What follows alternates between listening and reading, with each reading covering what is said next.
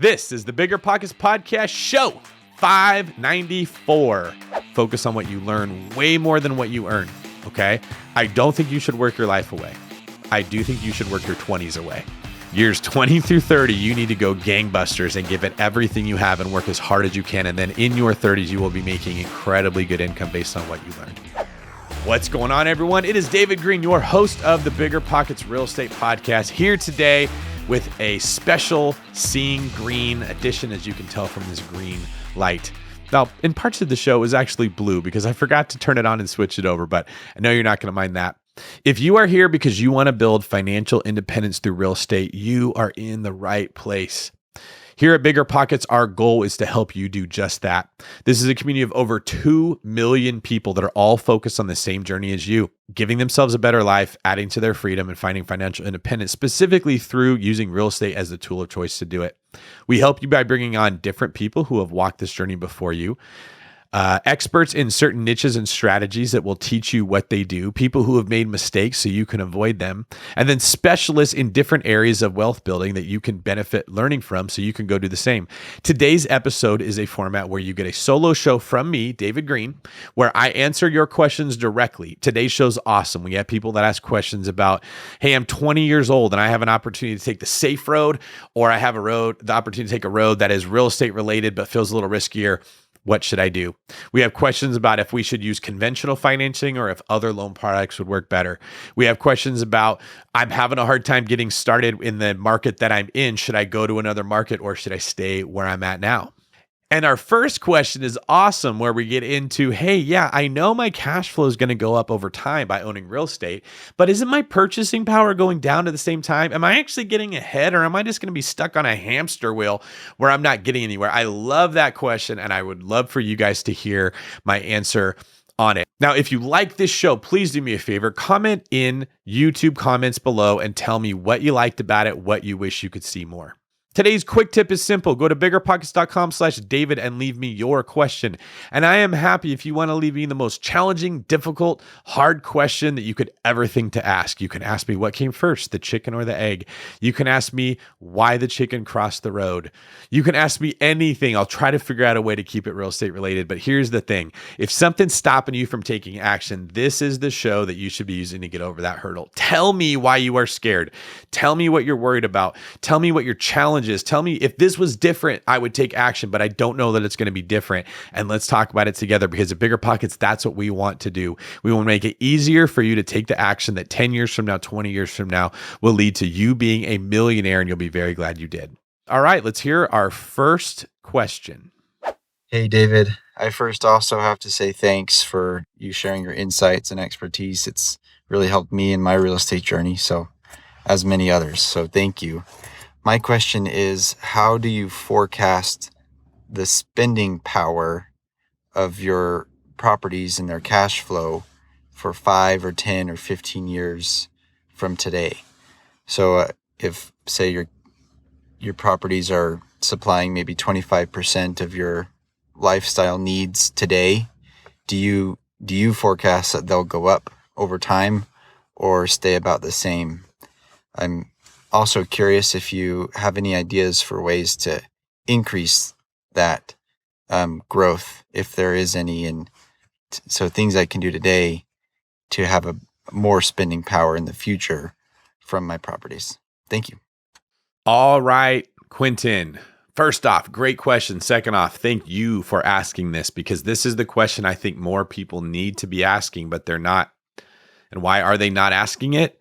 Because it's very uncomfortable and it's harder to understand. When you want to turn real estate into something that can be understood through a spreadsheet, it loses some of its magic and its power. Now, it feels safer when we can do that. So there's always a temptation to want to turn it into something that analytics can understand. And there is a role for analytics in real estate. You obviously want to understand what your expenses are going to be with a property and what your income is going to be, and analytics can help with that. The problem is that every year after you buy that property, your expenses will change a little bit. In general, they're usually the same. So most mortgages are for a 30-year fixed rate. Most property taxes in most areas don't change unless you sell the house.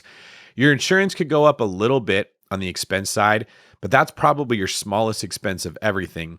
And your property management fees will go up, but the rate that you are charged, 8, 9, 10%, whatever it is, will usually stay the same. You just pay them more when you collect more rent, so you don't mind that.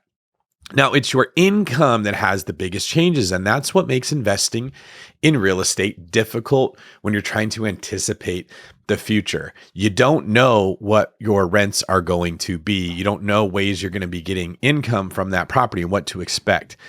So I'll just sum up what we're at so far. Expenses are more or less something that you can anticipate and put into a spreadsheet with relative certainty. Income's not the same. Now, your question is related to this fact that I just made. You're recognizing, hey, rents are going to go up, but at the same time, inflation is going up. So while I'm making more money every year with real estate, the value of that money is also going down. And that is the $1 million question. The reason I'm glad you're asking it is there's too many people that are not considering this. This is my opinion. I don't speak for the company BiggerPockets, and I'm not trying to tell you guys I have a crystal ball because I don't know. I could very well be wrong, but we all got to make a bet. We either bet on the fact that prices are going to go up or prices are going to go down. If you're not buying real estate, in a sense, you're making a bet that it's in your best interest not to. Maybe you think prices are going to come down. Maybe you want to wait to save up more money, but still, it's a bet. Here is the problem, and this is why I'm going gangbusters right now and trying to buy as much and as nice of real estate as I possibly can. I believe the dollar is losing value because the government just keeps printing more of it. That causes inflation. And I've been saying this for about 2 years. It took about 2 years for the effects of the money that we printed to actually filter their way through our entire economic system and hit you where you feel it. So you notice gas prices are up. If you've been to the grocery store, you notice how expensive groceries are. You notice that real estate and other income producing assets are much more expensive now than they were 2 years ago. Well, the answer is because of inflation. As the dollar loses value, the people that have more of those dollars that tend to be more financially savvy want to go after assets that will hold their value in an inflationary environment. And real estate is one of, or the best one that I know of, especially when you throw in that you can borrow money and leverage it so easily, and you'd rather borrow money and pay it back with cheaper dollars. So borrowing money becomes more attractive in an inflationary environment. Lending money becomes less attractive. So you don't know how much those dollars are going to be worth when you actually go to spend them. In 5, 10, 15, 20 years, it's relatively safe to assume you're going to be getting more of those dollars and that you will be better off having bought that property than not buying property. What you can't know is how much that dollar is going to be worth. And there's nothing we can do about that because we don't control the money supply. What you can do is make sure that you put your dollars in the best place possible, which for most people is going to be buying real estate, which is why we're back to me buying so much of it. So it's true. Your cash flow is going to increase because your income is going to go up and your expenses are going to stay relatively the same. But the dollars you're collecting are going to be worth less. That is also true. So to make up for that, you need more of them. This is why I want to buy more real estate. I want to have more cash flow. I want to have more buoys in the ocean when the tide rises because the dollars that I'm going to be getting back are going to be worth less. There's literally nothing you can do unless you're collecting your payments in something other than dollars. That might be some option. Maybe you collect your payments in cryptocurrency or something that you think will be worth more than the dollar. That's a much more complicated answer than we could get into right now. But I do want to commend you for asking the right question and for noticing what's going on around you. Here's the way that I understand it, and I'll wrap it up with this. I don't know how to stop the dollar from becoming less valuable. What I do know is that if I do nothing and I just keep my dollars in the bank, I am guaranteed to lose. If I invest them wisely in real estate, I am virtually guaranteed to win. I just may not be winning as much as if those dollars were worth the same as they are today, but there's nothing I can do about that. So doing nothing means I lose. Doing something means I win. I just might not win as much as what I was hoping for because of inflation. Very good question. All right, next question comes from Damien W24 on BP. Hey, fellow 24 person. Nice to meet you.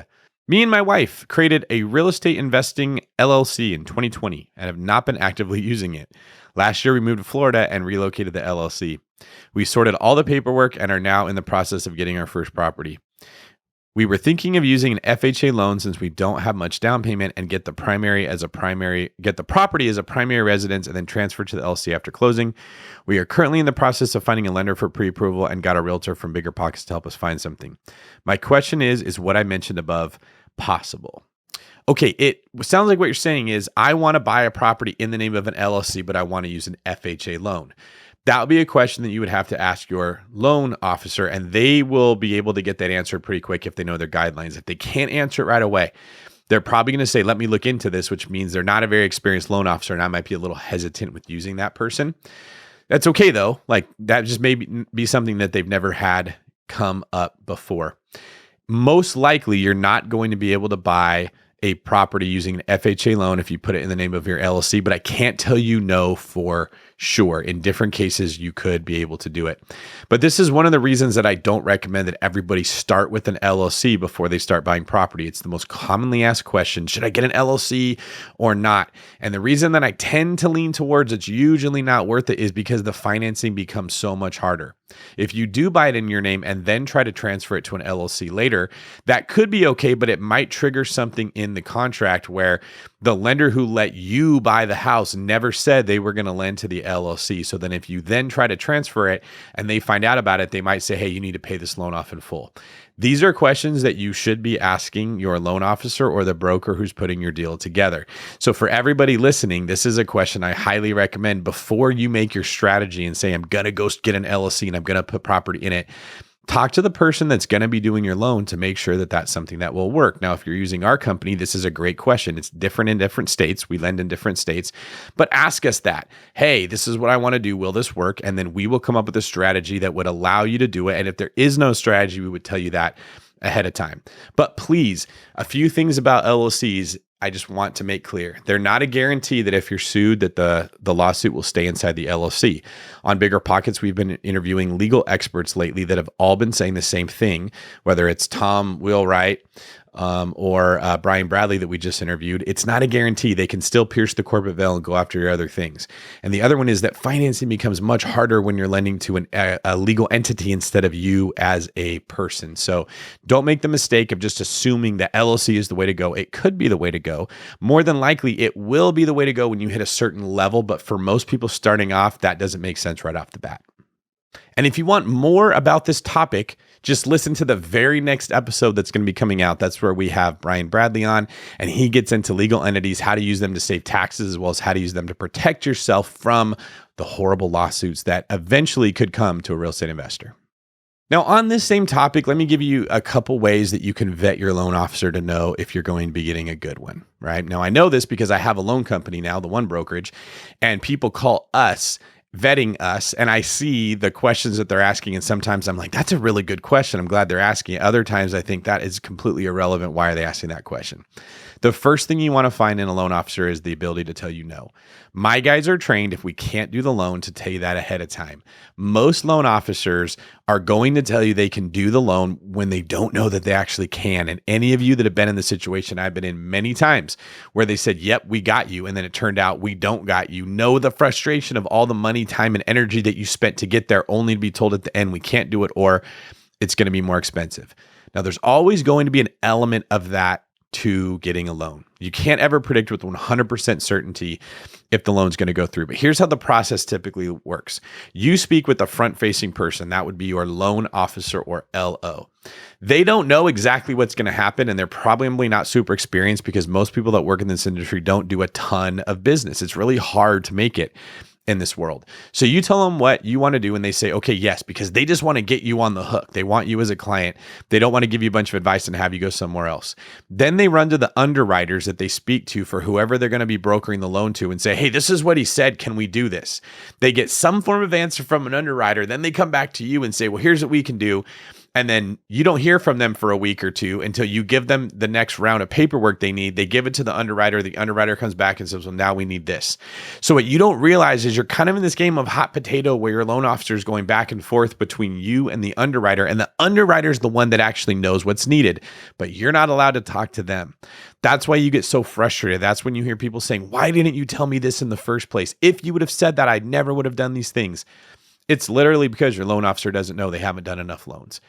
And oftentimes, the ones who are going to give you the lowest rate, that are making the least amount of money, are doing it because they have the least experience. And that's their only way to get business. And so sometimes by chasing the lowest rate, you get the worst service. Just like sometimes wanting to pay the littlest amount of commission when you're selling your house gives you the worst agent and you leave way more money on the table. Now, I know about this personally because I personally eat those agents for lunch. I spot out these bad agents that are discount agents that are representing clients on listings, and I out negotiate them and take so much money from those sellers when we're going after this because I dance circles around that agent who isn't very good. The seller always thinks that they're getting a deal with the discount agent, but it rarely ever works out. What you want is a good representative, whether it's your loan officer, whether it's your agent. They're usually not going to be the most expensive, but they're never going to be the cheapest, because they're good and they spend a lot of time getting good at this. So the first thing that you want to look for is a loan officer that will tell you, no, we can't do that. The next thing that you want to look for is a loan officer that will give you clarity on what to expect.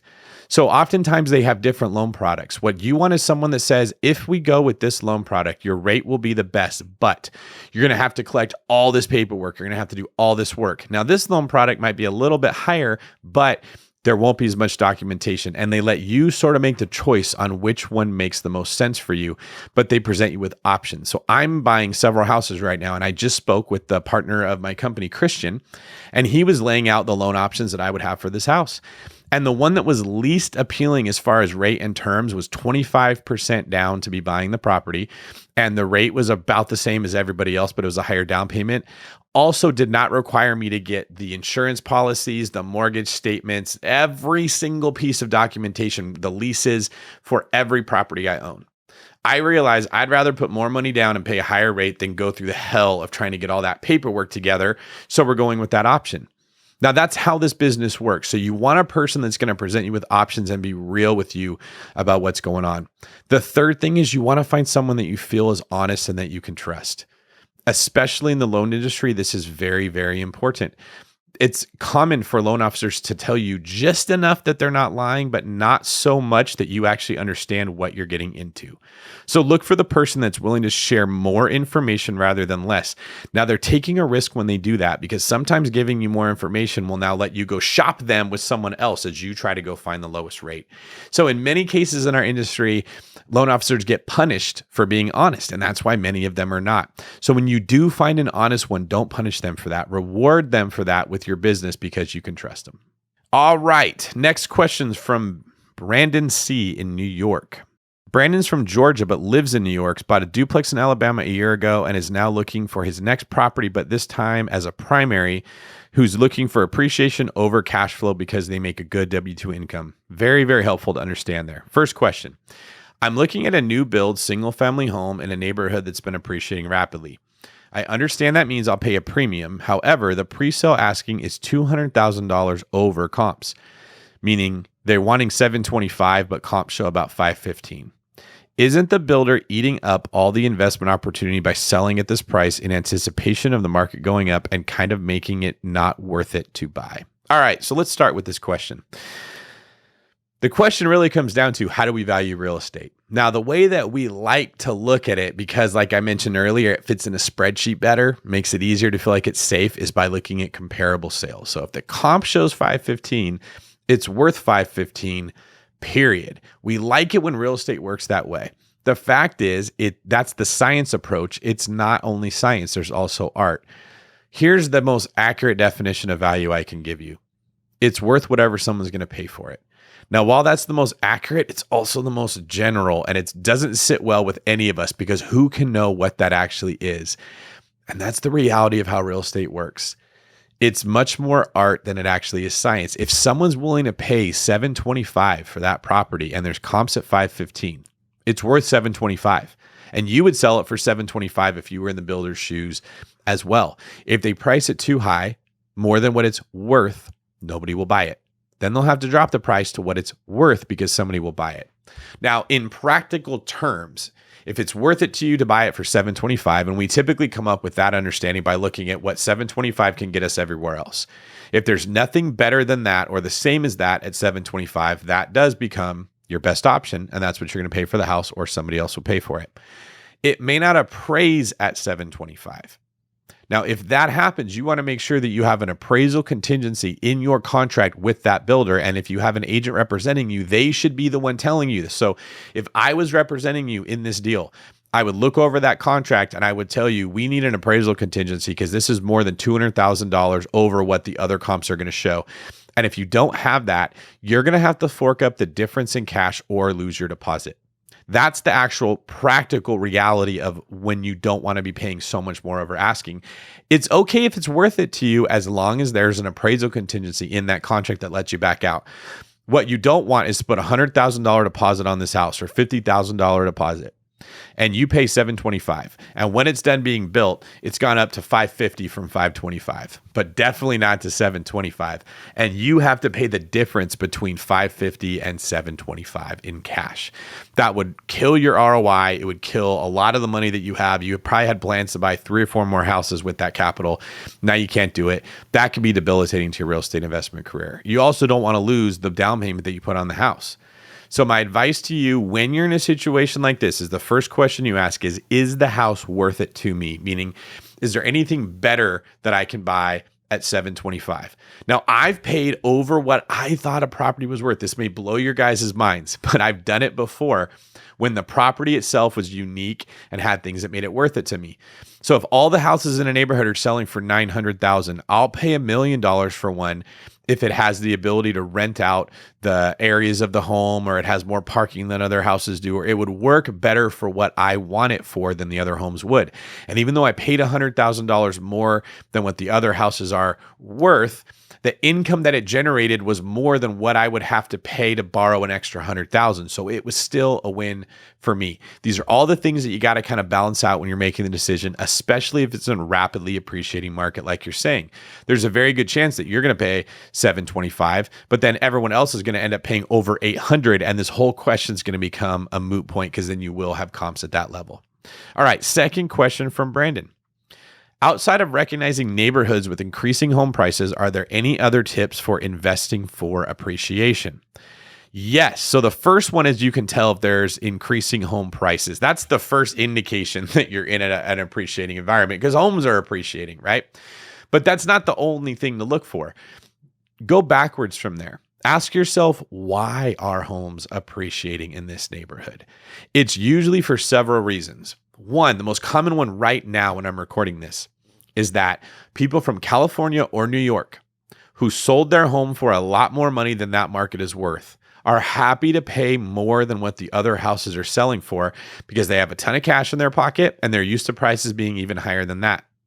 So when people that value money less than you do, so let's say that you're in like Tulsa, Oklahoma, and $400,000 is a lot of money. And for someone to pay $500,000 for a house seems really expensive. And someone's coming from New York where they just sold their condo for $1.5 million. To that person, the difference between 400 and 500 is pretty much doesn't exist. It doesn't matter to them. They don't value that money the same way someone from Tulsa does. So the Tulsa people see the New Yorkers coming in and spending $100,000, 20% more than they think it's worth. The New Yorker thinks it's incredibly undervalued because what they got for $1.5 million in a condo, now they're getting a ton of land and a big, beautiful home, and it's like a mansion. To them, that they would have paid more to get that. So what you have are differing ideas of what it's worth. And it really does help to step outside of our own shoes and try to look at things objectively before we get upset that we think other people are overpaying when to them, they're actually underpaying in their own mind. So looking for people that are moving to an area from more expensive areas is a great way to identify this market's going to appreciate. Another one is looking for businesses or companies that are moving into that area that have high wages. Now, there's a lot of things that affect the value of a home. Supply and demand is the best place to start. But assuming that there is not too much supply and there's healthy demand, meaning that people want to buy these homes and there's not too many of them, the next thing people are going to ask is, well, how many other people are trying to buy the house? And if more people are moving to that area, you have more buyers than sellers, you got extra demand. The third question then becomes, can people afford to pay it? And that's based on the debt to income ratio of the people who are trying to buy these homes in most cases. Now, if companies are moving to the area or people are moving there that work in companies that give higher wages, now they can also afford to buy the house that there's more demand for. And that means that they're going to pay more for the house in order to get it over everyone else. So if you see companies moving to a certain area, we've seen this in Seattle, we've seen this in Austin, we've seen this in Madison, Wisconsin. We've seen this in Miami. All of the really Denver, Colorado, the appreciating markets that have just exploded. San Francisco, California, San Diego, California, parts of Los Angeles, California. It's almost always because tech companies that pay really good money have moved into those areas. Those industries have come in bringing high wages with them that have pushed up how much people can afford to borrow. So if you're looking for an appreciating market, that's another thing to look for.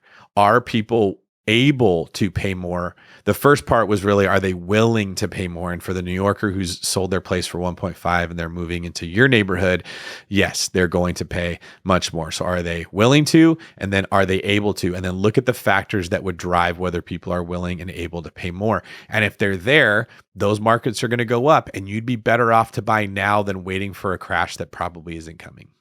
All right, we've had some great questions so far. Very pleased with how this is working out. So thank you all for what you've been doing. All right, before we move on to some more questions, we're going to take some comments that you guys have left on YouTube. This is one of my favorite parts of the show, where I get to see what everybody here thinks about the show that we're doing, what they want to see more of, and maybe even what they don't like, because we can improve from that too.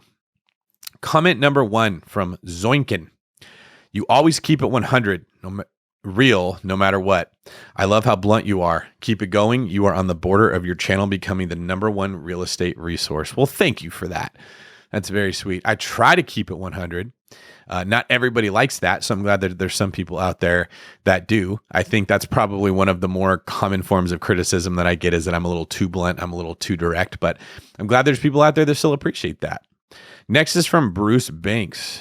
I remember I stopped watching BiggerPockets podcast episodes, but since the new format, I now watch 80% of them. First off, glad to hear that. Glad we're doing better. You notice I have the green light on behind me now for the Seeing Greene new format. Second, that's remarkably accurate that you know that you watch 80% of the podcast. I'm guessing that you are a high C on the disc profile, and I think that that's really funny. So thank you, Bruce, for leaving that comment. And our next comment, David Green, by far, hands down, the best episode, and I've been listening for years as a BiggerPockets member.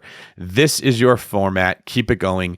That comes from Ramona Pecure. Thank you so much. Ramona left that comment on episode 577. So if you guys want to check out why Ramona thought it was so fire, go check out episode 577. All right, if you guys like this show, if you like listening to me answer these questions, do me a favor. Go to biggerpockets.com/David and leave questions of your own, because I can't make the show if you guys don't leave questions. And the better questions I get, the better the show is going to turn out. So please take a minute to go to biggerpockets.com/David and leave me your question there. Additionally, take a second right now and go follow us on YouTube. Subscribe to our channel, like us, and most importantly, leave a comment about what you like about this show, what you want to hear me expand on. So I know when I'm listening to podcasts, I will usually hear the host say something that I thought was gold or intriguing, and I'm like, oh, I wish that they had gone deeper into that. Well, you have your chance to actually communicate with the podcast host, me, and tell me what you want me to elaborate more on. So go in the comments, say, hey, I'd love to hear your take on this, or I wish you'd expand more onto this thought. And if I'm able to, I'm happy to talk about that more. All right, next question comes from Celine Dujowick. Big fan. Big is in all capital letters. Love the show. Not sure if the question is for David or for a lender. Well, I could be both. My question in regards to house hacking, is it possible to house hack through a direct relative? To be specific, my mother-in-law is currently struggling with her housing situation. I was thinking maybe we can get a property where she can live and we can hack the rest. More likely, she will not qualify for a loan or even be willing to go into it alone. But I'm guessing that if we were to cosign, then it would be a possibility. My question is, if we were to cosign, are we not required to live in it? Is it okay for her to live in it alone? Thank you in advance. Okay, love this question. Let's break it down. First off, when you're getting a loan, there's a few things that they're going to look at to qualify for your loan. The biggest ones are going to be your credit score and how you're going to make the payment. Okay. So typically they look at your debt to income ratio to decide, can this person afford to make the payment we're going to give them of the house? Now, in general, that's going to come from you having a job, which is why a lot of the time we say, don't quit your W-2 if you want to keep making money, because it's easiest to get a loan that way. My company will do loans for people that are not based on the income that they make. They're based on the income from the property, but this doesn't work in every single property.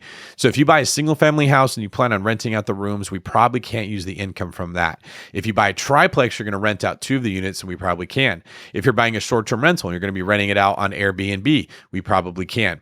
But let's assume that we're talking about buying a single family residence where you're going to rent out the rooms to people and keep 1 room for your mother-in-law. In that case, what we have to figure out is, does she have income that we can use so that she can get the loan and she can be on the title and you can co-sign with her, which is basically just like, hey, she doesn't make enough income, so we will add our income to what you're using to qualify for, and then we're going to be on the hook for the debt. Or can you buy it in your own name and then have her rent it from you? Now, there's quite a few ways that you can structure this, so you probably do want to talk to your lender about this question, but there are ways that this could work. It's just going to depend on if it's her primary on the loan and you co-signing, then you're not going to have to live there in most cases. It's going to be okay that she is. If the loan's primarily going to be in your name, but she's going to be living there and sort of renting from you, that would be a little bit different, and we would want to talk to you deeper to figure out if you're going to be buying this as an investment property, if it's going to be a primary residence, what your options would be there. So in general, I'll say this about cosigning. It does solve a lot of problems. If you're looking to buy a house and you can find a cosigner for you, like let's say that your credit isn't that great, or maybe more specifically, your debt to income ratio isn't that great, it will help you. But cosigning for someone else will almost always not help you. And the reason is it doesn't split the debt up between both parties. So if you're borrowing $500,000, the bank isn't going to say, well, you're on the hook for 250 of it and they're on the hook for 250. No, it goes on both of your debt as $500,000, and the payment that is made on that will count against your income. So if you are an aspiring real estate investor, you're better off not co-signing for someone else unless you make a whole bunch of money. Hope that helps, Celine, and reach out to me directly if you want me to have one of my people look into that. But this is a very good question, and thank you for trying to help out your mother-in-law. Hi, David. Thanks for taking my question. My name is Sean, and I'm a small-time investor in the Charleston, South Carolina area. I started listening to the BiggerPockets podcast in 2020, and it's changed my life and shifted the way I think about money. So really thank you for that. My question is about LLCs and debt-to-income ratio. So I have a well-paying W-2 job, but I'll be leaving that job in 2 years. I don't really have a choice. That's just when I'm going to be getting out of the military. I have 3 properties I'm looking to purchase more this year. One is a long-term rental that I'll be converting to a short-term rental in a couple of months. It's in a good area and the comparable support. I'm still small enough where I can qualify for conventional loans in my personal name because of my low DTI. All the lenders I've talked to, though, have said that I must have 2 years of reportable short-term rental income before they'll consider it as income for DTI purposes. This seems pretty universal across lenders I've talked to, so I'm guessing it's a Fannie or Freddie requirement. On the flip side, they'll consider 75% up to 100% of income from a long-term rental, regardless of how long it's been leased. So a short-term rental will shoot up my DTI, at least in the short term, because lenders will only consider the mortgage, not the income that the property is making. So I'm planning on getting around this by signing a long-term lease on my intended Airbnb property with an LLC that I also own. That LLC will be the management company for the Airbnb. So from the lender's perspective, the property has a long-term lease, and it'll be counted as a long-term rental instead of a short-term rental. So would underwriters verify the owners of the LLC? And if they did, I could structure the LLC so it's owned by another LLC out of state, like in Wyoming, where my name is on the public record. My lenders told me to consult with my CPA. My CPA told me to consult with my lenders, and my attorney said that's an interesting idea. I just wanted to hear your thoughts on this. What am I missing? What am I not thinking about? I know there's other options for loans, but conventional Fannie Freddie loans seem to have the best rates and make the most sense in my position. I'm just trying to maximize my leverage while I still have my W-2. Thanks. All right, Sean, you've got yourself into quite a little dance here where everybody is asking you to go talk to somebody else. The advice I was going to give you would be you should probably look to avoid the conventional loan, but you wrapped up your question by saying that's where you want to stick with. And you're right. With conventional lending, you typically get the best rate, and that's why most people want to go there. The downside is that the rules are much more rigid with these conventional loans because they're insured by the government. Those are Fannie Mae, Freddie Mac companies that are government-sponsored enterprises, and you are obviously a smart person, which is why you haven't given up on this problem already, and you're dancing back and forth trying to make it work. You are going to have whatever LLC you're trying to buy the house in. They are going to verify that you are the owner of it because they're going to be looking at who's making the payment, and that's going to be you, the manager, owner of the LLC. So I don't think you're going to be able to sort of trick them by making it look like you're not involved in it. If you're going to try to go conventional, the sticking point here is if you're trying to use short-term rental income, they want to see it for 2 years, which isn't going to work for you. And if you want to use long-term income, though, it typically takes 75% of what you're collecting in rent if you have a signed lease for the property, which you are going to be able to use for your income. And you're probably not making a ton of income if you're in the military, which is why you're so tight here. Here's the advice I'm going to give to you. While you are in the military, you're going to have these problems because you're not making a ton of cash and you're younger, so you don't have a ton of experience owning properties for a longer period of time, which Fannie Mae and Freddie Mac are going to want to see. My recommendation is you don't try to go the conventional route when you're in the position you're in. I do think that you should look into some debt service loans like the ones that we offer because they'll be much easier and you'll get the property. Now, don't have a crystal ball. Odds are in the next 2 to 5 years, those properties are going to increase significantly. You're going to end up with a ton of equity, as well as your rents are going to go up really fast from what we're seeing with inflation. And even though you didn't get the best loan ever, it's not going to matter because the properties are going to be performing very well in this environment. Once you've got some sort of established income because you bought these properties, maybe then you rent it out as a short-term rental, you can refinance into one of those conventional loans that you're talking about really wanting to be in. Or you be like me and you just sort of get over it. We're not going to get the very best rate all the time once we become experienced investors, or if you're in the military, or if you're in anything other than ideal life circumstances where you make great W-2 income. That's just not where you're at. I think from what I'm hearing you say, you're making this harder for you than it needs to be by really trying to make it work in that conventional box when all the evidence is telling you this is not the best road for you. Now, if we were in sort of a stagnant environment where home prices were just staying exactly where they are, maybe they're just ticking up a tiny bit. Frankly, I wish we were in that environment. I think it's better and healthier for the country as a whole when that's the way that homes are appreciating and other assets. I would say just keep banging away at this thing and eventually you're going to get it figured out. The reason I'm giving you the advice that I am right now is we're not in that environment. Homes are becoming much more expensive. Institutional investors are gobbling them up. Other people like me that are looking at can't keep my money in the bank. The stock market isn't very trustworthy. There's not a whole lot of options. Got to buy more real estate. We're going in there and buying these homes that you're looking at right now. And the price of the home is going up so fast that the price of your financing becomes less and less important. So the longer that you're waiting to actually get in the game, the harder it's becoming for you to build wealth and the less that rate that you're really trying to find starts to matter. So I wish I could give you better advice with what your plan is. I think you're going to lose money trying to make that work. I think you'd be better off to just get a loan that you can get in there, buy the rental property, start building the track record of collecting rents like what they're wanting to see. And in future deals, when you're not in the military, when you have a better paying job, when your W-2 position is stronger, you can buy all the conventional properties that you want. All right, question number 5 is from Victor Lopez in my hood, the Bay Area, California. Every one of us that's from the Bay Area always has to tell everyone we're from the Bay Area. I don't know why we do that. Victor says, I'm from the Bay Area, California. I've had a mentor, but he is all the way in Southern California. Side note, if you guys don't live in California, a few things you should know about us. Number 1, nobody in California calls it Cali. For some reason, that's only things that people outside of California actually call California. Number 2, when you live here, Northern California and Southern California literally might as well be different states. Those of us in Northern California like me have no idea what's happening in Southern California.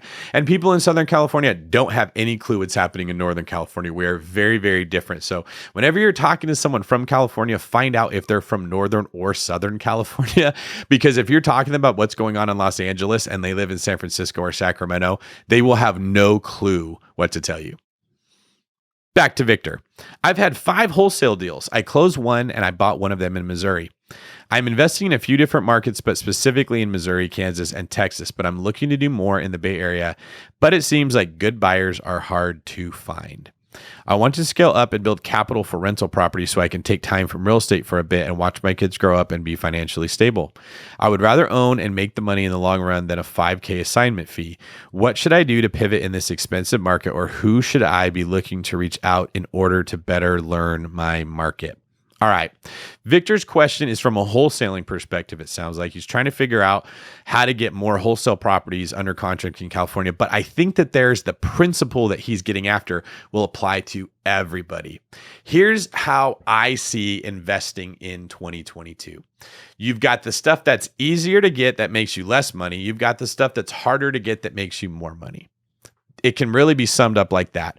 The reason Victor's able to get these properties under contract in Missouri and then assign them to someone else for $5,000 is it's not as hard to get them under contract because people there don't know what their house is worth, don't care what their house is worth, and there's not as much at stake.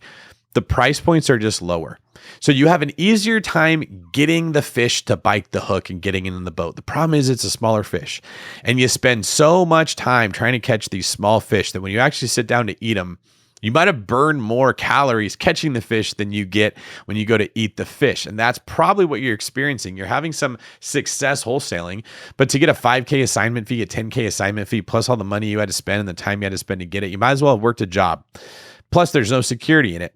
Then you look at what's happening here in the Bay Area, and you might get a $100,000 assignment fee out here, but it's so much harder to get that fish to bite because most people out here know that their house is worth a lot of money. When you're dealing with an asset that's $1 million, $1.5 million, even $800,000, people aren't caught off guard when you say, hey, I'll pay you this much for your house. They know their house is worth a lot of money because everybody's houses are worth a lot of money. That's where your challenge is going to be, Victor, is you have to decide between working harder to make more or working less to make less. Now, this is one of the reasons why I buy houses with real estate agents, because the areas that I like to buy in, or should I say the markets I like to buy in, are typically where I think we're going to see the most growth, right? So I invest in expensive markets because I think those are lower risk. A lot of people think lower price equals lower risk. I don't think so. I think that the more expensive the market is, if there's a very strong economy and infrastructure there, if we do have a correction, those places really, they have a blip in the radar. It's a tiny dump or a tiny bit to go down. It's not a total dump or a total dive like some of the more cheap markets, okay? So think about the most expensive market where you live and try to go back to 2010. My guess is those neighborhoods did not see a humongous decrease in value, but the Detroits of the world got hammered. Right. So that's why when I think we're in a hunter market, I like to be in more expensive areas. And that means that wholesalers, they don't really get these like $2-3 million Scottsdale properties that I'm interested in under contract. They're going to get the thing in Kansas City, Missouri under contract, which to me means more risk. Some of those Midwest markets are some of the riskiest that are out there right now. So I use agents to buy houses, because they're going to be looking at stuff on the MLS because everyone in those areas knows their house is worth a lot. So they're going to sell it on the MLS. They're not going to sell it directly to a wholesaler.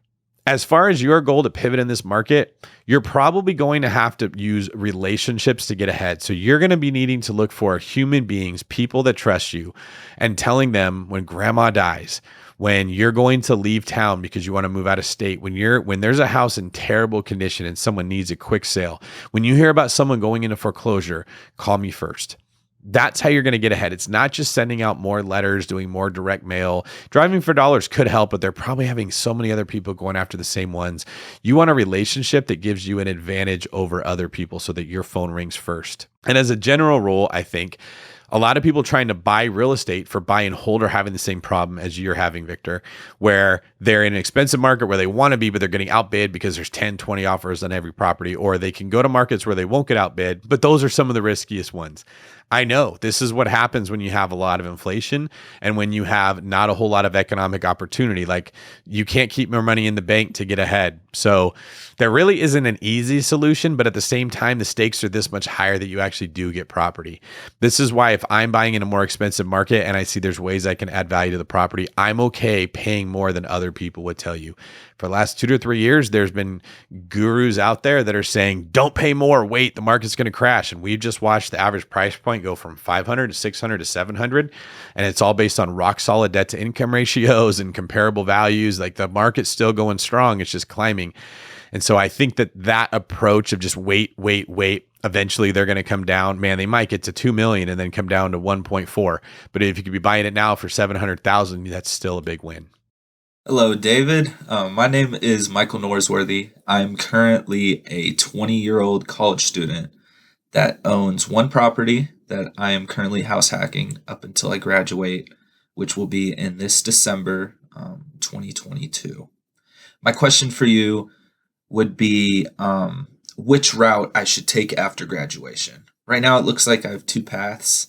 My first would be to graduate, get my business degree, and go get a W-2 job where I can save a bunch of money and use those to put towards future investment properties and keep working until hopefully I don't have to anymore.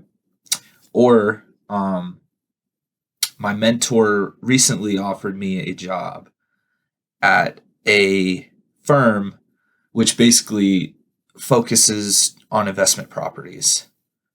If I were to get my real estate license. And I think that would be a really good opportunity as well for me to get more familiar with just the real estate world since I'm so young and new to everything. But I know the W-2 would probably pay more, so I'm pretty conflicted. I would love to hear your opinion on what you think I should do, and also if you had any other advice for a young, new real estate investor. Thank you. Really good question here, Michael. And you're taking me all the way back to when I was 20 years old and I was in a similar situation to you. So let me take a stroll down memory lane with all the BiggerPockets here. When I was 20 years old, I was working at a restaurant called Isidore's in Manteca. And around that time, I'd been introduced to my first mentor, Tim Rode, who we did interview on the BiggerPockets podcast. Tim was the top agent in town. He literally ran commercials on TV in Manteca, so he was kind of a big deal around here. And he called me and said, hey, I heard you're a kick butt worker, that you're doing a great job. I'm looking for someone to come work with me. Do you want to learn the business? I didn't know. He actually called it prospecting. I did not know what prospecting was, but I knew if Tim Rode was calling me, the answer was going to be yes. So I went to work for Tim Rode. And what that meant was I was cold calling people saying, hey, I see that you've had a notice of default issued. You may be losing your house. We want to buy it from you before you go into foreclosure. Give us a call back. And if we can buy your house, we will. I had this script that I would just do over. It was just calling and calling and calling and leaving voicemails and talking to people on the phone. And eventually I would drive to their house and I would go meet them. Now, I was the most introverted, shy. It was a horrible role for me to be in at that time in my life, but I was just stubborn. And so I pushed through it, and I would get a certain amount of money if we set an appointment, a certain amount of money if we closed on the deal, and a certain amount of money if the deal was over a certain amount. And he would have the agents on his team that would sort of negotiate with the people once we determined that they were interested in selling to us. Now, here's what I did. I was working at a restaurant. I was in college and I was working for him. And then I went through a period of depression in my life where it got really hard and I had to let go of one of those three things: college, the restaurant, or working with Tim. And I let go of working with Tim because I saw it as the least guaranteed, the least safe. At the time it made sense. I really wish I could wind back the clock and not do that. So what happened is about a year after that, Tim completely retired from real estate. He had no team. He had no one to hand his business to. He ended up just referring everyone to another agent in his office, built himself a cabin in the woods, and became a skiing bum. I would have inherited his entire empire if I had stayed there. Now, I don't know if it's the same for you, but with my love of real estate and my knack for it, and then you gave me all of that at that age, I would have been a megastar if I had stuck with it. The reason I didn't was because I wanted the guaranteed money of being a waiter. It was a little bit more money that I was making waiting tables than I was with him in my first 6 months or 12 months of working with them. I say that because I had no debt. I lived with my parents. I had no family. I had no kids. I had no reason to value safety as much as I did. I was just scared. And if you have a mentor that's as good as Tim was to me, who eventually got me into GoBundance and then introduced me to Dave Osborne, who got me into Keller Williams. And now I'm one of the top agents in the entire company of Keller Williams. And I'm at where I am today because real estate worked out really good for me, right? So Tim was a great mentor. If you've got one like that, I think you got to take advantage of that opportunity. You might make a little bit more, but that's only in year one. And this is the mistake everyone makes. They buy a rental property looking at year one returns. You're not buying a house for 1 year, you're buying it for 30 years, 40 years, 50 years. You want to look at what's this thing going to be doing for me in 20 years, right? That's the difference between buying a place in Malibu, California that might not cash flow that great versus Kansas City, Missouri, which might cash flow really good in year one, but in year 20, they're completely different profiles. You're not taking a job for 1 year. You're taking a career that could go for the rest of your life. So if you take that safe job and then you don't pursue entrepreneurship with your mentor, you may be thinking you made good money right off the bat, like the story of the tortoise and the hare shoots out of the race and they get ahead, but then the tortoise catches them and passes them up. And that's what I'd hate to see happen. Now, the caveat would be if this mentor is not great, maybe you're using the word mentor, but what you really mean is guru. Maybe this is a person that wants you to spend $50,000 on their course and they let you hang out with them. If it's a situation where they're just going to stick you in a room, tell you to make phone calls and not teach you anything and not pay attention to your career, that's different. But if they're actually going to show you how real estate works, put you to work, challenge you, stretch you, test you, and encourage and support you so that you don't quit, I think you should absolutely take advantage of that opportunity when you don't have a lot of other bills. Keep your bills low. Don't go buy a super expensive car. Stay living where your living expenses are as low as possible. Value the learning more than the earning. If I could go back to being 20 years old, I would have quit worrying about making the most money I could at 20. Because the reality is, without getting into too many details, I make more money in 1 month now than what I would have made at that wage over like 30 years. So the money that I thought was really good money, it wasn't. It just felt like it at that time of my life. It's the reason I make so much more money now is the knowledge that I have that I can use to progress. So if I could go back to the situation, I wouldn't worry about what I made at all. I would just worry about what I learned. I would just beg every successful person I knew, let me work for you. I'll do whatever you want. And I wouldn't have had a bad attitude. I'd have had a great attitude. I would have believed that whatever I did for them was going to be teaching me things that I was going to be able to use later. I would have kept my heart in a really good place where I just wanted to serve other people and serve the mentors that I had and trusted them to take care of me. And then when my time was there, bam, he would have handed me the business. Like, your guy may hand you that business someday. So do that unless, God forbid, something happens where you get your girlfriend pregnant or you have other responsibilities that kick in life, then safety security does become more important. But if you can keep that from being the case, focus on what you learn way more than what you earn. Okay. I don't think you should work your life away. I do think you should work your 20s away. Years 20 through 30, you need to go gangbusters and give it everything you have and work as hard as you can. And then in your 30s, you will be making incredibly good income based on what you learned. Thank you for asking that question. All right, that is our show for today. Seeing Greene, meaning you guys get to see real estate from my perspective. I freaking love doing these. So thank you guys very much for submitting the questions that you do. I especially like when they're not just real estate related, but when it's real estate mixed with life. I don't get to share my own story very often. And it was kind of cool to take a little walk down memory lane there, remembering what I did when I was 20 and what I wish I would have done differently. So with the benefit of hindsight now, I can look back and see what choices I made that were great, that led to really good opportunity, and what choices I made that were bad that actually stopped me from progressing. And if I can share that with all of you, I'm happy to do it. The same goes for sharing with you strategies that will work, what I see happening in the economy, how to maximize your returns, and the mindset that I'm in and that I think that you should be in if you want to build your wealth. Look, there's no way that we can avoid the 800-pound gorilla in the room. This is a very unique and challenging economy. We're printing a ton of money. Money is losing its value. Assets are going up in price. While that makes real estate more valuable to own, it also makes it scarier to buy because it's becoming more and more expensive and it's going up in value so fast that we feel like we're losing our bearings. So thank you for joining me with this, and keep asking these really good questions. I want to help you. Also, take a minute if you're following us on YouTube and leave a comment for me telling me what you thought about this show, what you liked, what you didn't like, and what you want to hear more from. Lastly, go to biggerpockets.com/David and leave me your question. Now, if you want to invest with me, I am help making investors money in a situation where it's not tied to the performance of a property. They're just getting debt on the money that they're letting me borrow, and they're making a safe safe return, you can go to investwithdavidgreen.com and you can register there, and I will get in touch with you to see if what I'm offering would work for you. And if you don't mind, please go to iTunes and leave us a comment and a rating and a review there. That does still matter at the BiggerPockets podcast. We want to be the biggest podcast in all of real estate investing, as well as the business channel. So we need your reviews if we're going to get there. We have the best audience in the entire world. You guys are better than anyone else's show, period. We get better interaction, better attitude, better energy. It's just great people. You rarely ever hear about a BP person that's just difficult to get along with. This company, I love working with them because it draws the very best people. So we want you to get more involved. Get in the forums, ask your questions there, read the blog articles, send me a message on the website and tell me what I can do to help you in your business, whether that's getting you pre-approved for a loan, connecting you with an agent, helping you to sell your house, helping to give you a strategy that will help you increase your money, or helping you figure out how to save more of your money so that you can invest in real estate. Many of you don't realize it, but BiggerPockets has the money show where they focus on financial independence, keeping more money in your pocket that you can invest in real estate.